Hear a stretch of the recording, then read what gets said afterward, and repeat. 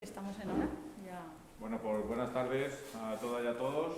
Es un placer presentaros a Luna Morcillo.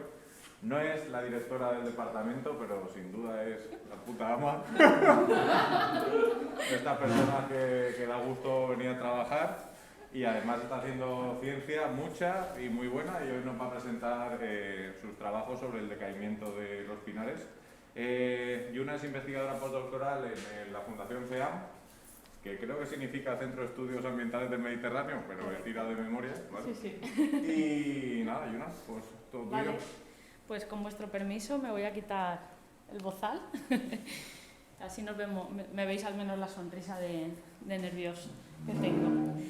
Bueno, pues hoy es un escenario increíble para empezar a hablar de eventos extremos ligados a las sequías, porque bueno, con los últimos meses parece increíble que estemos en Alicante, pero bueno. Bueno, muchas gracias sobre todo por invitarme, por la presentación primero, por asistir en este miércoles prevacacional, y también los que nos estén viendo desde sus casas o sus despachos, pues bueno, gracias por darme la oportunidad de estar aquí. Bueno, en el CEAM hace ya algún tiempo que venimos estudiando los procesos de decaimiento en pinares de pino carrasco, asociados principalmente a eventos de sequías. Aunque lo estudiemos aquí, esto no es un acontecimiento que solo afecte a nivel local o regional, sino que bueno, son eventos que han tenido lugar históricamente a lo largo y ancho de todo el globo. Aquí, sin embargo, estos episodios ligados a eventos climáticos extremos se están viendo incrementados por estos eventos extremos, ¿no? Cada vez más frecuentes. Bueno, en este mapa, publicado recientemente por Hammond y colaboradores, se muestra, es una revisión de 154 estudios que se centran en episodios de mortalidad ligados a eventos de sequías combinados con altas temperaturas, lo que se llama comúnmente y recientemente como hotter droughts. Pues bien, aquí podéis ver la distribución de 675 lugares diferentes y están georreferenciados indicando el año en que tuvo lugar la mortalidad, el evento de mortalidad masiva, y también cruzado con datos sobre el dosel medio del bosque al que afectaban estos eventos. Y bueno, destacan también zonas en las que ha habido como un evento masivo, pero en parcelas interconectadas, por así decirlo, que estaban muy próximas entre sí. Esto se vio en Canadá, en Centroamérica y también al suroeste de Australia. Vale, algunos ejemplos visuales los podemos encontrar en Nuevo México, en un evento que afectó masivamente en 2016 a pinares mixtos de Pseudotsuga y Abies. Gracias por la fotografía, Vilagrosa, que sé que la tomaste tú. También afectó a una gran extensión, afectando hasta 66 millones de robles en la costa californiana. Esta mortalidad tuvo lugar debido la población ya estaba afectada debilitada previamente por la sequía, y la fitóctora fue el factor desencadenante un poco de la muerte. Y por otro lado también un evento masivo cercano tuvo como agente secundario a los escolítidos, perforadores de la madera. Ya un episodio más cercano a nosotros se dio en Baza, en la provincia de Granada, que mató también de una manera masiva creo que 50.000 pies de Pinus pinaster en esta sierra.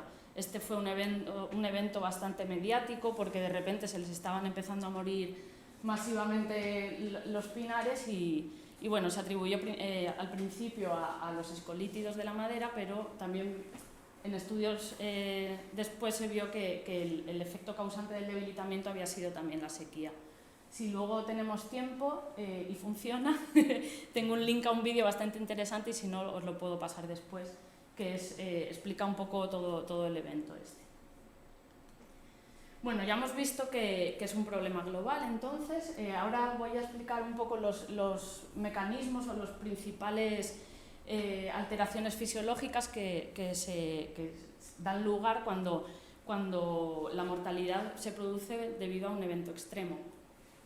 En este diagrama vemos estas alteraciones fisiológicas inducidas o bien por sequía, que aquí está representado por las siglas de H, por eventos de estrés térmico, con las siglas HT, y eventos de inundación, con las siglas FL.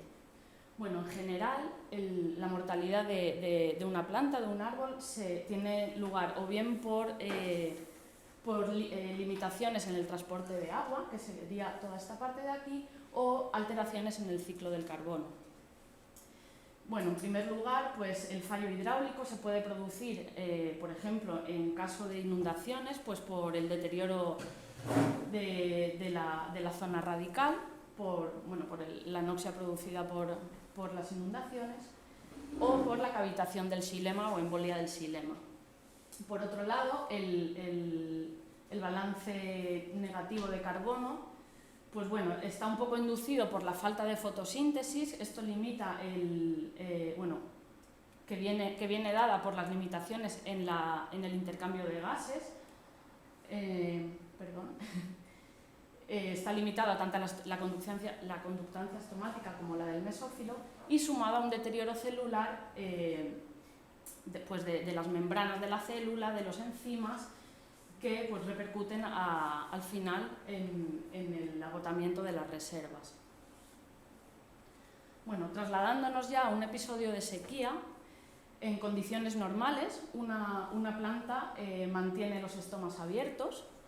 Esto le permite el intercambio de gases, se captura CO2 de la atmósfera, se sintetiza las sustancias de reserva a través de la fotosíntesis y se devuelve agua hacia la atmósfera a través de la transpiración. Sin embargo, cuando el potencial hídrico disminuye, o sea, aumenta el estrés hídrico, pues estas plantas que tienen los estomas abiertos pueden sufrir fallo hidráulico a través, pues, como he dicho antes, de la cavitación del xilema o de la embolia del xilema. Para ilustrar un poco esto, ahora tenéis que tirar un poco de imaginación, los que no estéis muy familiarizados como Alberto con este tipo de imágenes, ¿vale? Voy a explicar un poco lo que vamos a ver y lo iré parando.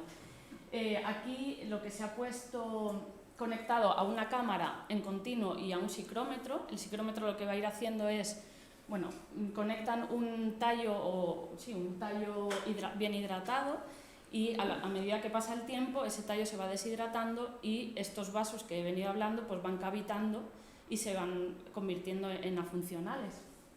Entonces, aquí vamos a ir viendo cómo van cavitando esos vasos. Aparecerán las líneas cada vez más blanquecinas de los vasos cavitados, cambiando el agua por aire.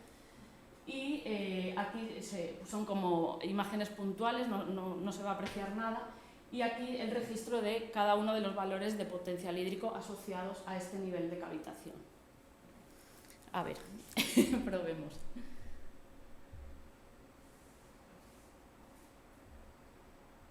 No sé si se va apreciando un poco, que cada vez aparecen más líneas. Uy, perdón. Ponlo seguido primero. Vale.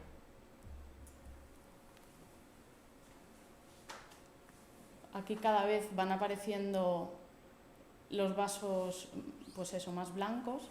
A ver, sí, vale. Y a medida que va avanzando la cavitación, pues, ¿vale? Se va produciendo la embolia en todos los vasos que estaban irrigando esta rama o este tallo. De manera también ilustrativa, esta ya no está publicada, pero bueno, aquí lo que hacemos es medir a través de un aparato que se llama Xylem el porcentaje de embolia de estos vasos, de embolia que tienen los vasos. Entonces, lo que se hace es medir al principio, o sea, la embolia nativa que tiene ese vaso, la embolia que tiene en ese momento, y con respecto a su capacidad máxima de conducir agua, ¿vale? Entonces, a ver. Aquí veréis, si habéis visto, la salida de burbujillas es a través de la presión de agua que le inyectamos a la rama. Lo que hacemos es desplazar las burbujas de aire que estaban ocupando esos vasos. Se desemboliza, vamos, el vaso. Si queréis lo vuelvo a poner, pero creo que se ha visto. Aquí es donde se aprecia, ¿vale? Sí, eso es un tallo. Lo que hacemos es, se corta bajo el agua para que en ningún momento tú produzcas la embolia con el corte y luego se conecta a un sistema de flujo de agua en continuo que lo que hace es darte unas medidas como de caudal de la conductividad hidráulica. Bueno, entonces, esto puede pasar cuando los estomas están abiertos, pero si hay plantas que cierran estomas en cuanto sienten esta falta de agua, este estrés hídrico, lo que pasa es que afecta a todo el intercambio de gases y a la síntesis de sustancias de reserva. Entonces, si el estrés hídrico se alarga en el tiempo, puede pasar que la planta se quede sin reservas porque ha ido tirando de reservas para mantener su metabolismo y muera por inanición. Bueno, ante este dilema, McDowell y colaboradores plantearon este marco conceptual en el que intentaban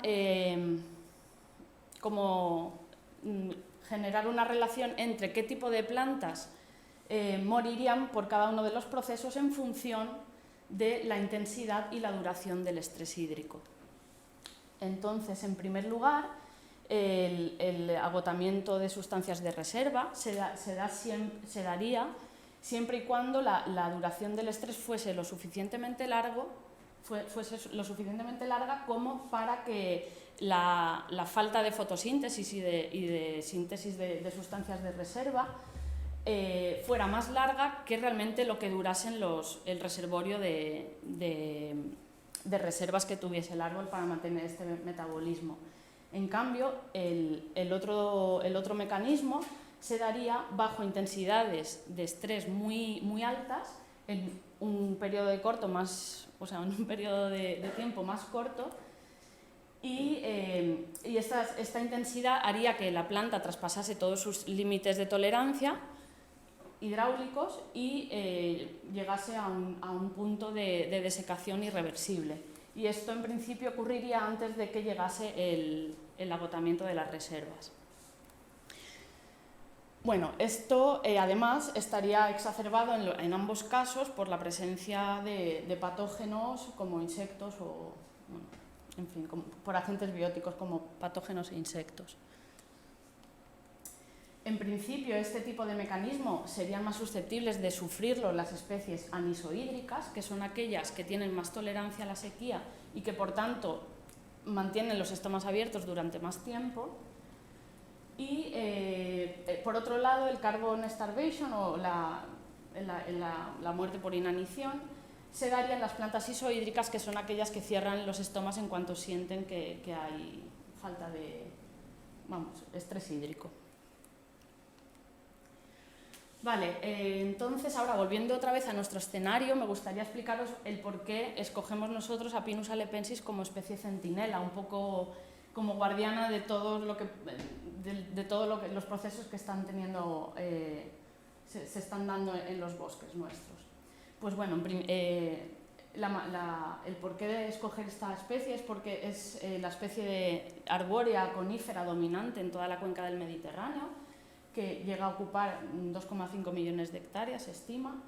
Además, es una especie que ya vive en condiciones de estrés y está adaptada a condiciones bastante duras. Tiene un carácter isohídrico, lo que la hace bastante resistente a la sequía, y además tiene adaptaciones morfofuncionales que le ayudan a tolerar la sequía. Además, también es importante acentuar que nos proveen de importantes servicios ecosistémicos. Sin embargo, a pesar de ser una especie bastante tolerante a la sequía y al estrés, el retroceso de estos bosques se está viendo incrementado en los últimos años. Esto además viene agravado por todas las proyecciones climáticas que se están haciendo para la cuenca mediterránea, que bueno, auguran un poco el aumento en la irregularidad de las precipitaciones. Se supone que los periodos de sequía van a ser más prolongados. Cuando haya la frecuencia de episodios torrenciales va a ser también aumentada y va a haber un aumento paulatino de las temperaturas. Todo esto induce o fomenta la aparición de plagas forestales que a menudo está afectando a bosques que están menos gestionados que en el pasado, por el cambio de usos del suelo, por el cambio del uso de los combustibles, y esto hace de nuestros bosques pues, cada vez que sean más susceptibles a estos eventos de mortalidad y decaimiento. Bueno, estas fueron las circunstancias que se dieron en muchos puntos de la Comunidad Valenciana en 2014, donde, bueno, esta es una de nuestras parcelas en las que realizábamos el seguimiento de temperaturas. Se registró una anomalía de temperaturas de hasta 1,5 grados centígrados y además coincidió con el inicio de un periodo bastante prolongado y extremo en cuanto a sequía. Todo esto indujo el crecimiento de la presencia alta de escolítidos, representado aquí por esta línea roja, y produjo la mortalidad de hasta 700.000 pinos en toda la comunidad. Bueno, estas son algunas imágenes de aquel año. Esta es la Sierra de Orihuela, que seguro que más de uno conocéis. Bueno, en tan solo unos meses pasó de tener un estado incipiente de decaimiento con las acículas amarillas a, en solo unos meses, como digo, prácticamente la totalidad de la población había muerto, ¿no? Estas dos imágenes corresponden a otras parcelas o otros puntos de la Comunidad Valenciana en la provincia de Valencia. Y aquí en detalle os presento a los señores escolítidos que actuaron como agentes secundarios como causante de la mortalidad de estos pinos, pero que ya previamente estaban debilitados. Si no sabéis lo que son los escolítidos, son unos pequeños coleópteros que lo que hacen es poner los huevos dentro del floema del árbol, y una vez se desarrollan las larvas son las que van excavando estas galerías que al final terminan anillando por completo el floema y impidiendo el paso de la savia.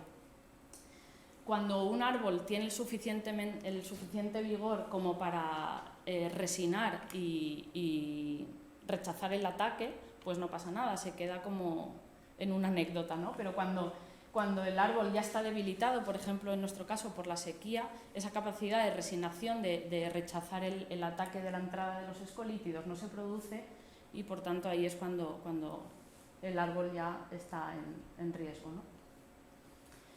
Bueno, en un estudio realizado, como digo, en estas 4 poblaciones, 3 de ellas fueron bastante afectadas por los eventos de mortalidad y decaimiento del 14, y Petrer fue como nuestra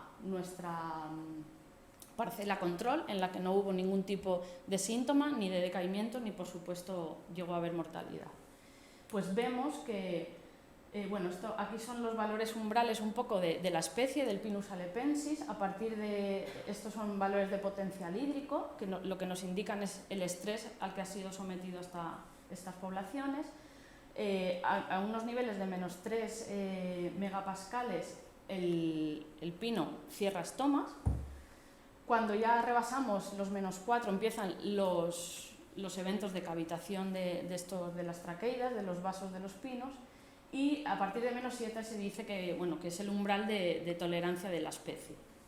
Vemos que para este año las condiciones fueron tan severas que en las 3 parcelas se sobrepasó este valor. Son los valores tomados a mediodía, que son los máximos que encuentras durante el día. Y en los años sucesivos lo que vemos es que se mantenían todavía valores bastante negativos. Pensar que el pino tiene unos valores normales en verano como mucho de menos 3 megapascales. En todos se mantuvieron estos valores negativos, pero no lo suficiente como para traspasar estos umbrales de mortalidad. Entonces, esto nos planteaba la duda de qué es lo que podía estar matando a los pinos después de esto, ¿no? Porque la mortalidad se seguía observando en algunas parcelas en los siguientes años y bueno, y también aparecieron diferentes niveles de incidencia para... ¿Te acuerdas, no? Diferentes niveles de incidencia de plagas, ¿no? Tanto de procesionaria como de escolítidos. Y bueno, esto nos llevó a hacer un estudio bastante completo de variables que abarcaban desde variables que nos indicaban un poco el estatus de fallo hidráulico o relacionadas con los límites de tolerancia de esta especie. También variables morfológicas, todas estas en verde, pues que indicaban un poco el vigor de la masa. Los carbohidratos de reserva, no estructurales de reserva, y la incidencia de plagas. Entonces, lo que pudimos comprobar es que la muerte de 2014 había estado relacionada con que la especie había sobrepasado todos sus límites hidráulicos.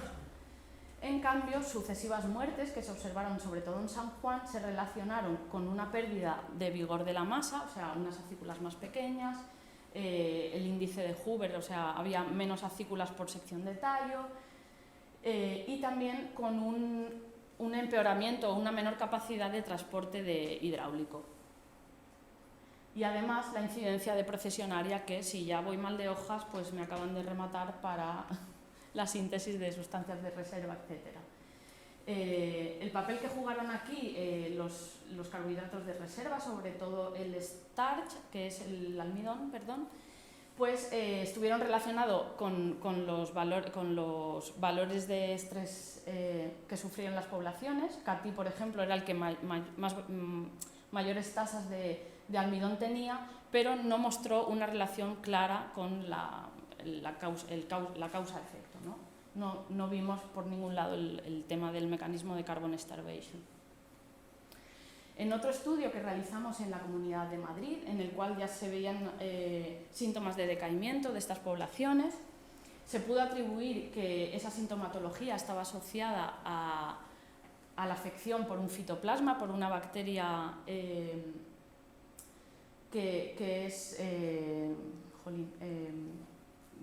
que vive en el floema, se instala en el floema, es un parásito del floema, y asociada a una sintomatología muy variable. Podíamos ver desde zonas con proliferación descontrolada de biomasa, es lo conocido como las escobas de bruja, es esta bacteria la responsable, la que está detrás. Además, produce la defoliación en un mismo árbol, puedes encontrar proliferación descontrolada y defoliación. Produce este amarilleamiento, le llaman comúnmente en el mundo forestal el fogonazo. También hace que se deformen las acículas y produce microfilia, o sea, las acículas no llegan a desarrollarse del todo. Y bueno, puede causar un progresivo debilitamiento hasta que llegue a la muerte. Y además este debilitamiento induce al ataque de escolítidos, que otra vez actuarían como agente secundario rematando a todo esto, al árbol. Entre todas las variables que medimos en este estudio he escogido un par de ellas para destacar un poco los resultados que encontramos. Lo que hicimos fue escoger rodales que no estaban afectados por ningún tipo de sintomatología y rodales que mostraban afección. Dentro de estos rodales seleccionamos individuos que no eran sintomáticos e individuos que sí presentaban sintomatología asociada a esta bacteria. Esta es la abundancia relativa de compuestos secundarios volátiles que nos dan información de la respuesta inducida de estas poblaciones a un estrés. Y lo que vimos fue un patrón bastante diferenciado en función de si eran rodales afectados o rodales sanos o rodales afectados, estando o no presente o visiblemente los síntomas de esta fisiopatía.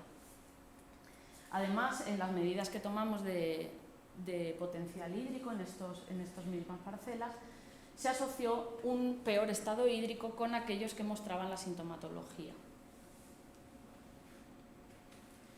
Bueno, únicamente se encontró mortalidad en aquellos rodales sintomáticos, mientras que en los no sintomáticos no había ningún individuo muerto. Y otra vez la presencia de escolítidos, de Tomicus destruens y Orthotomicus erosus, como agente secundario que, pues eso, entraba desencadenando la muerte, pero no siendo el causante, o sea, el principal factor. Bueno, concluyendo un poco de estos estudios que venimos realizando, inmediatamente después de las sequías la mortalidad se produjo por haber traspasado los límites de tolerancia de la especie y como ya he dicho muchas veces, los escolítidos actuaron de una manera secundaria. Los eventos de mortalidad que fueron posteriores a este evento extremo se debieron al debilitamiento paulatino de estas poblaciones y la posterior afección por plagas, por procesionaria. Esto es importante porque al final la interacción entre los factores bióticos y abióticos después de un evento extremo es el que determinará un poco la resiliencia y cómo estas masas se van a comportar frente a nuevos episodios extremos climatológicamente extremos, ¿no? En nuestro caso, los carbohidratos no estructurales estuvieron parcialmente relacionados con el nivel de estrés, pero no fue una relación muy clara. En esto están de acuerdo bastantes estudios. De hecho, justo antes de venir estábamos comentando que el diagrama este que he puesto conceptual cada vez está más en entredicho, ¿no? El trabajo de McDowell y colaboradores, porque al final no es un mecanismo u otro, sino que se ve que todo esto está interrelacionado, ¿no? No es que suceda el fallo hidráulico o lo otro, sino que pues uno exacerba al otro, etc. No son independientes estos procesos. Y por último, en último lugar del último estudio podemos concluir que la sintomatología de este fitoplasma estaría promovida por las condiciones de estrés en el que se encontraba cada una de los rodales y también el efecto secundario de los escolítidos. Bueno, ahora ya he terminado lo que hemos hecho y voy a explicar un poquito lo que tenemos en mente seguir haciendo. La pasada convocatoria de subvenciones a grupos de investigación emergentes hemos presentado un proyecto para ahondar un poco más en la información de todas estas parcelas que se vieron afectadas por el evento de sequía extremo de 2014. Se divide en dos bloques principales. En el primer bloque nos gustaría saber si hay algún tipo de relación entre el tamaño que tenían los árboles, la climatología y si eso predisponía o hacía más susceptible a una población que a otra, por ejemplo, o a unos individuos frente a otros. También tenemos antes de aquel evento o durante aquel evento se sacaron cores para su estudio dendrocronológico para intentar ver cuál era el efecto legado de sequías previas, de eventos extremos previos o alteraciones térmicas, etcétera, para ver si fue ese evento justo el que acabó con los árboles o ya venía el debilitamiento un poco heredado, ¿no? o era algo más paulatino. Analizar también la dinámica de plagas. En esto nos están ayudando desde Consellería, que llevan un análisis bastante exhaustivo del tipo de plagas que afectan a toda la comunidad. Y bueno, la evolución de las masas ya a través de, pues, de medir índices mediante teledetección, etc. Y como segundo bloque queríamos instaurar una serie de parcelas de seguimiento permanente, ya distribuidas a lo largo de toda la comunidad, no solo aquí en la provincia de Alicante, para pues eso, seguir ahondando un poco y establecer un monitoreo a medio y largo plazo para saber un poco la dinámica de los bosques valencianos al final. ¿Y por qué es esto importante? Al final, desde el CEAM, lo que hacemos con nuestra no muy pretenciosa ciencia, digamos, es generar mensajes claros que ayuden a los gestores, ¿no? O sea, a través de la ciencia poder dar o poder hacer algunas recomendaciones de gestión adaptativa para generar un poco bosques más resilientes y más resistentes en el escenario de cambio climático, ¿no? Y bueno, nada, estas son algunas de las variables que pensamos medir con más o menos asiduidad, en continuo algunas y otras pues con registros bianuales o así, pero tampoco creo que no hace falta que entre mucho en detalle. Y ya está. Si tenéis alguna duda, pues después de los gin tonics estaré encantada de atenderla. Y bueno, aquí tenía lo del vídeo, no sé cómo vamos de tiempo, no tengo ni idea porque no había ensayado el tiempo. Lo que no sé si me pedirá, sí que he puesto el link, pero igual me pide que me registre o algo.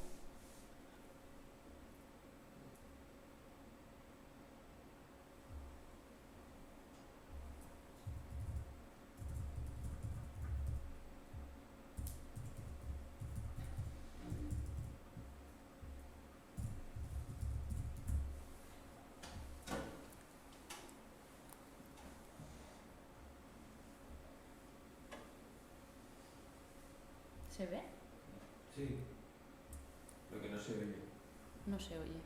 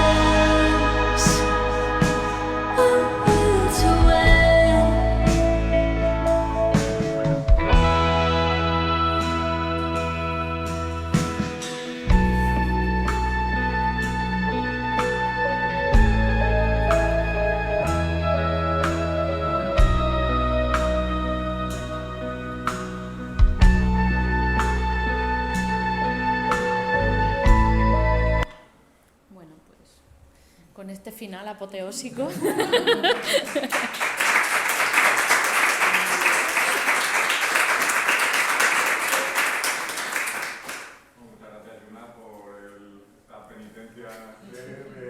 bajonazo final de Semana Santa, ya estamos en el juego. ¿Tenemos alguna pregunta? ¿Diana? Sí. Bueno, muchas gracias por la charla, súper interesante y así muy bien explicada. Me surge la duda porque nunca lo hemos comentado, es una duda metodológica. Cuando tú quieres evaluar las causas de la mortalidad de una masa forestal y llegas a ese bosque que aparentemente todo está muerto, ¿cómo seleccionan los individuos? ¿Se crea un gradiente de individuos que están bien, otros que están medio bien? O sea, para poder evaluar esos parámetros, porque imagino que no mide solo los muertos, ¿no? ¿Cómo se hace? Claro, lo que tú coges son individuos, sí, o sea, que de todas maneras cuando piensa que esto fue como una muerte paulatina, entonces no llegas a medir los árboles directamente muertos, sino que los mides pues casi justo previamente a que mueran. Entonces todos, por ejemplo, en esta diapo, por ejemplo, perdón, aquí lo que hicimos fue medir, bueno, de hecho yo no estaba en esta parte del estudio, pero bueno, lo que se hizo fue medir los árboles vivos. Y, o sea, todos estaban vivos, ¿no? Solo que algunos, los que traspasaron los umbrales, después dejaron de estar vivos, pero teníamos las medidas previas hechas en estos árboles. Y la dendro también, o sea, lo coges se cogió de árboles vivos y ahí sí quedaba igual un poco si estaba el árbol ya muerto o no, porque al final lo que te interesaba era un poco ver la evolución de este decaimiento. Medidas en el tiempo hasta que se muere. Y ya Sí, ¿no? sí, sí. No sé si... Sí, bueno, lo que hicimos fue, en el estudio del 2015, llegamos que había algunos árboles que estaban amarillentos, entonces elegimos los verdes, que vimos que estaban bien, y los amarillentos. Y esos son las dos columnas esas que se ven ahí. Entonces, realmente ahí se ponen vivos y muertos, pero eran vivos y amarillentos. Ya, así muertos. Luego acabaron muertos, porque todos los amarillentos acabaron muertos. O sea, no sé. Era la imagen esa que... Ay, perdón. Espera. Que se ve ahí, No. pero evidentemente los marrones no tenían sentido. O sea, había alguno ya marrón, pero no tenía sentido cogerlo porque eso ya estaba pasado. O sea, ya no vamos a encontrar nada. Lo que nos interesaba era, como la foto esa que se ve ahí, pues hay uno que es, en primer término es el verde y el siguiente es el amarillo. Exacto, O sea, esto es lo que un poco evitarías, a no ser que quieras el análisis dendrocronológico para estudiar las causas acumuladas, ¿no? Pero aquí se ve un poco, pues eso, aquí dirías, este está en proceso de decaimiento y este a priori no. O sea, esto por ejemplo es actualmente, bueno, hace un año, pero en la sierra de Santa Pola, que está viendo procesos de mortalidad, no se explican por los potenciales hídricos ni porque haya habido un evento extremo. Estos años están siendo bastante buenos pluviométricamente y está viendo, tampoco hay ataques de escolítidos, por ejemplo. Y de momento no se sabe si es algo tipo a nivel radical, hormonal, no sé, están en ello o estamos en ello. ¿Y ha habido alguna observación de que haya habido recuperación? O sea, esos amarillentos, no sé, en alguna zona que después haya aumentado la pluviometría en el posterior. Sí, en nuestras parcelas, por ejemplo, San Juan sí que se fue yendo poco a poco al traste, ¿no? Acabó prácticamente con la totalidad de la población muerta, pero Albatera pues tuvo unos niveles de mortalidad en 2014, un poco en 2015 y un poquito más en 2016, pero luego los árboles, recientemente hemos visitado la parcela y están bien, no tienen síntomas de que vayan a morir en los próximos años. ¿Y no será porque ha bajado la densidad? Claro, puede ser, sí, sí. Porque los gestores, ¿qué hacen ahora con esas 2.500 hectáreas jodidas?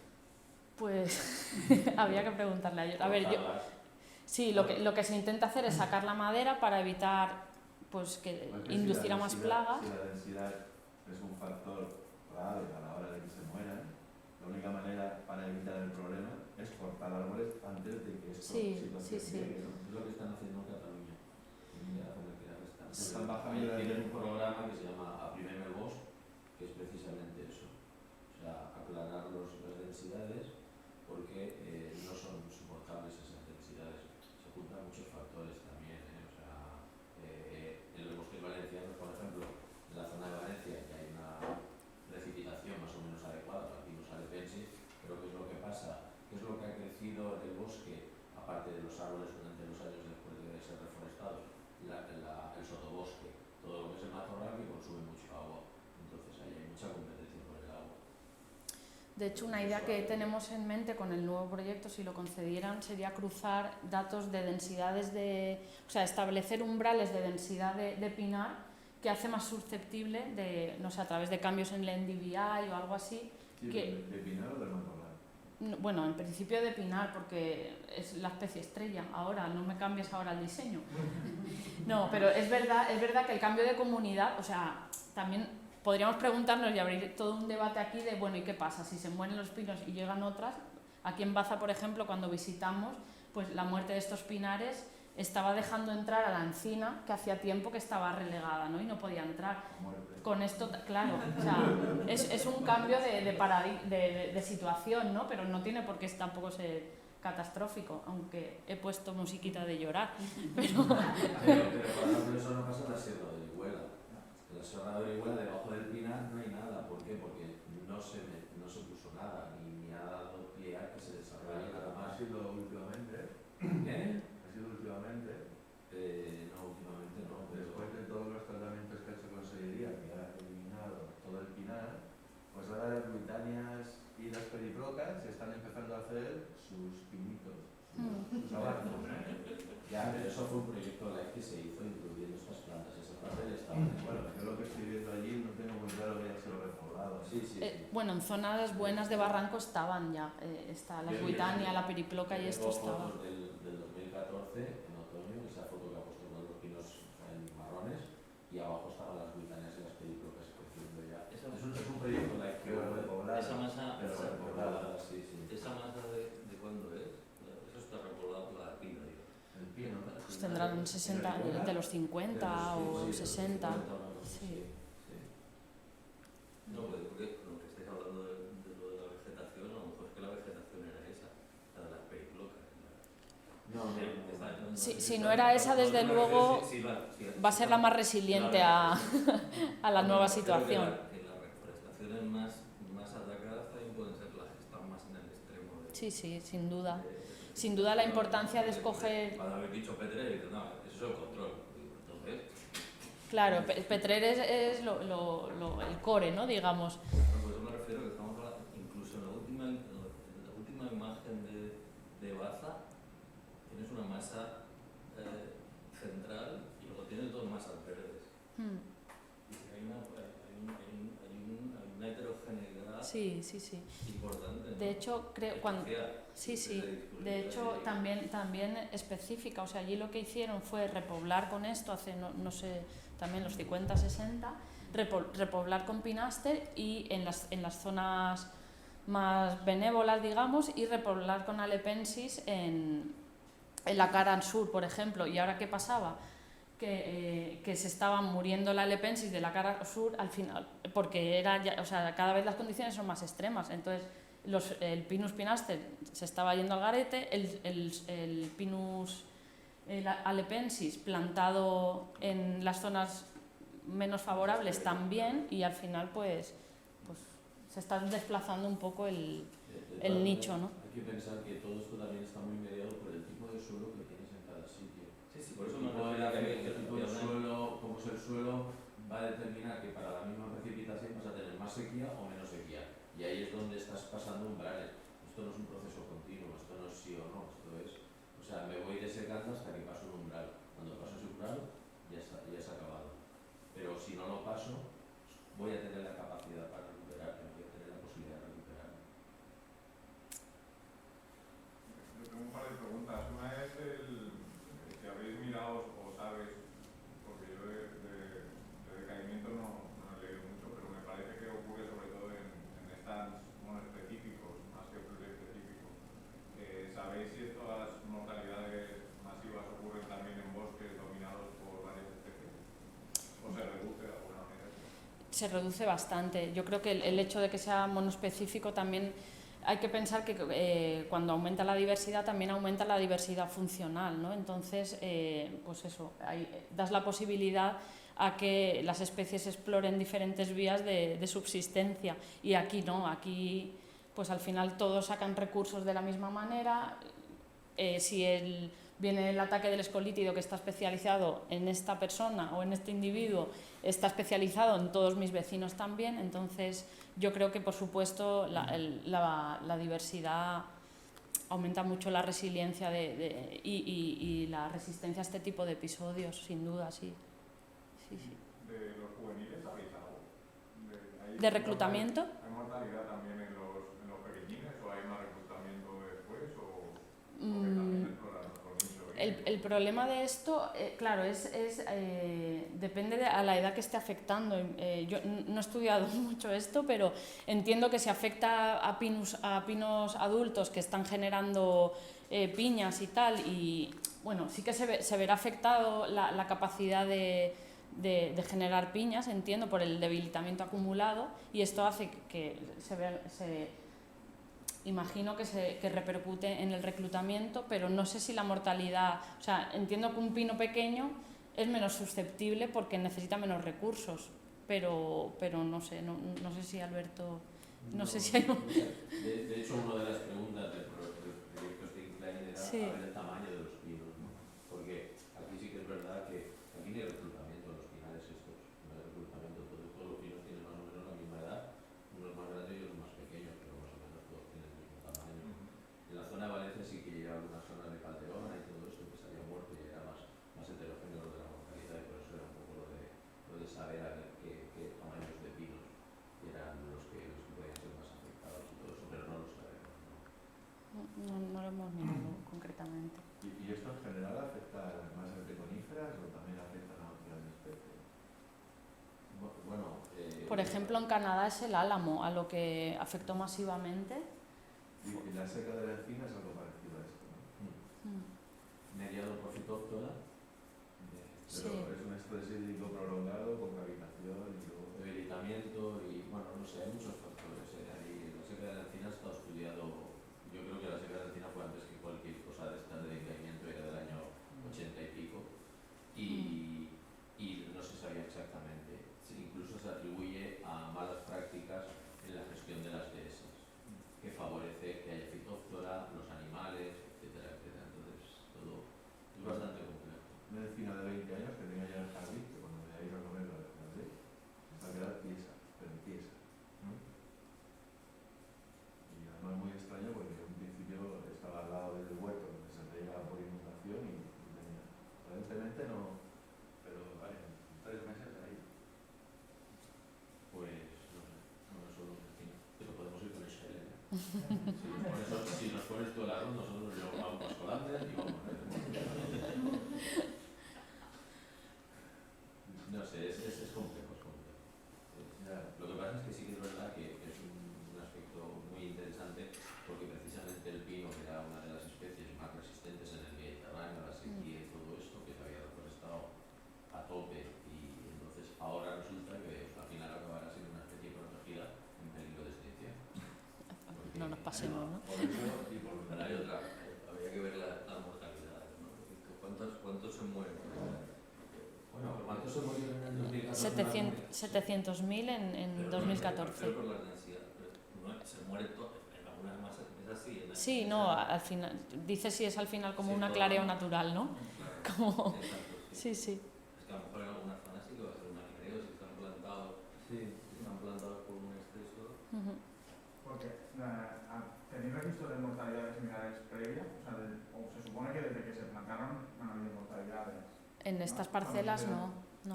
Que puede ser un poco al final un ajuste de que, bueno, se supone que era una especie que sí que era útil hasta que viene un evento extremo como Sí, el 2014. y está claro que lo que comentaba Santi también de la competencia, o sea, que al final...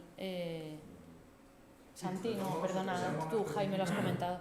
El que sea muy específico tampoco, porque en Mesita del Güey, que es donde mató hizo su primer estudio, ahí precisamente era biespecífica y se murió una especie y la otra resistió. Que es a partir de donde McLaughlin se montó todo el marco conceptual sobre el pino y el juniperus, a veces el juniper es isoídrico y el pino es isoídrico. Pero que al final eran... Sí, iba a decir algo ahora, pero lo que pasa es que también es verdad que los extremos, los eventos estos extremos están siendo muy extremos. Los valores registrados de menos 7 megapascales, menos 8 megapascales, no los ha registrado nadie que los Alepensis, somos los primeros, no se los creían. De hecho, o sea, entonces sí que reflejan realmente un nivel de estrés que era desconocido. Cuando empezamos a trabajar, cuando hacía la tesis Ángela y Samantha, que empezamos con Miriam a medir potenciales hídricos en pinos en verano para ver el potencial mínimo, no pasábamos de menos 3 megapascales. Y ese año llegamos a menos 7 megapascales o más. O sea, entonces, realmente la intensidad del estrés fue completamente... No, claro, te digo, fue una sequía de una impresionante. Y en Petrer, ¿sabéis por qué? Porque en principio la sequía afectó a toda la Sí, pero afectó menos, afectó bastante menos.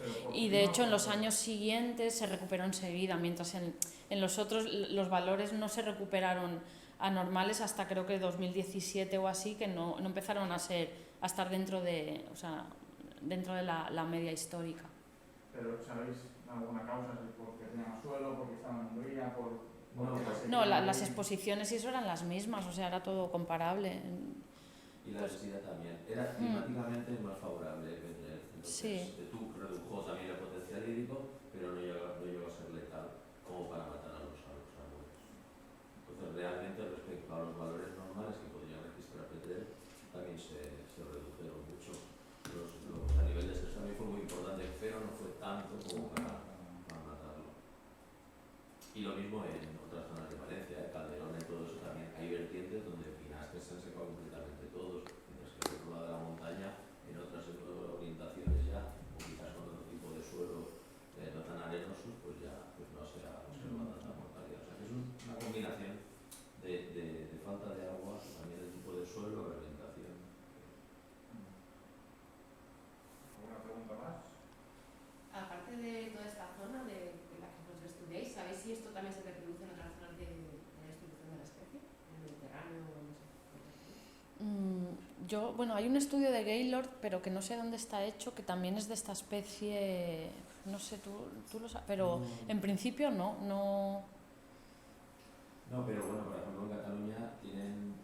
pero no de Pinus alepensis, ¿no? No, pero tienen Pinus guinea, por ejemplo, sí. que es más abundante, o sea que esto. Y por la zona de Grecia, con Pinus glútea, que es el vicariante de también en algunas zonas también están teniendo problemas de escolítidos y mortalidad. Pero de alepensis, que yo conozca, no. Bueno, alepensis está toda la zona esta de la Comunidad Valenciana, de Murcia. Sí, pero que se haya visto afectado con una mortalidad masiva, con un evento... Yo no he leído ningún trabajo así.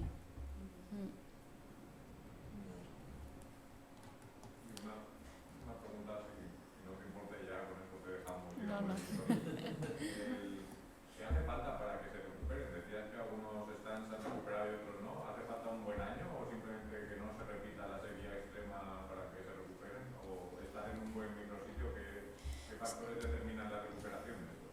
Por ejemplo, en Orihuela, que fue el sitio más extremo, digamos, con mayor mortalidad, solo sobrevivieron los que estaban en micrositios favorables, que eran más grandes, claramente dominantes en la masa, y esos son los que sobrevivieron. Por supuesto no están escogidos aquí por no tener aulayes, pero que tú vas allí y solo sobrevivieron los que están, pues eso, en el barranco, que les llega a captar más agua y tal. Pero de esto que se recuperaban, que decías, después hemos puesto y no se han muerto casi, o sea, estaban muy... Claro, en Albatera pues yo creo que ha sido la recuperación paulatina de, primero, no haber sobrepasado los umbrales de resistencia, ¿no? Que la cavitación no haya sido muy grande, porque lo que sí que no hay es un refilling, lo que no hace un vaso cavitado es, ¿sabes? Volverse funcional, eso no pasa. Entonces, si sobrevivieron de aquellas con el suficiente vigor como para ir, pues eso, cada vez generando más tejidos, nuevos vasos y sobrellevando las condiciones, pues yo creo que es eso lo que ha... y luego la menor competencia. Al final, pues lo que ha habido es una selección natural un poco y ahora las condiciones de los que quedan son más favorables que a lo mejor con el mismo evento de sequía extrema, con menos densidades, pues no hubieran muerto tantos, eso está claro, porque la disponibilidad. Por ejemplo, el efecto mínimo. Sí. Han habido muertes. Sí, pero no me refería a qué genera la mortalidad, sino que genera la recuperación. Una vez has sufrido la mortalidad, ¿cómo vuelves? Bueno, una vez que casi has sufrido la mortalidad, ¿cómo vuelves a...? Es como todas las plantas, si no pasas los umbrales que te van a conducir a la mortalidad, en este caso sobre todo la cavitación del xilema, que es lo que te bloquea ya el paso de agua. Si la cavitación del xilema es irreversible y tienes un 80%, más de un 80%, 60% para las coníferas del xilema, de tu xilema cavitado, ya te vas a morir, porque no eres capaz de suministrar algo de agua a las hojas que quedan como para poder sobrevivir.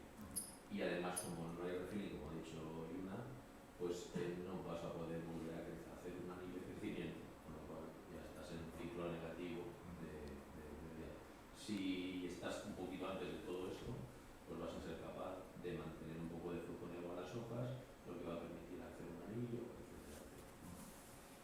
Eso es un poco por el va. Si no hay más preguntas... Bueno, muchas gracias por venir.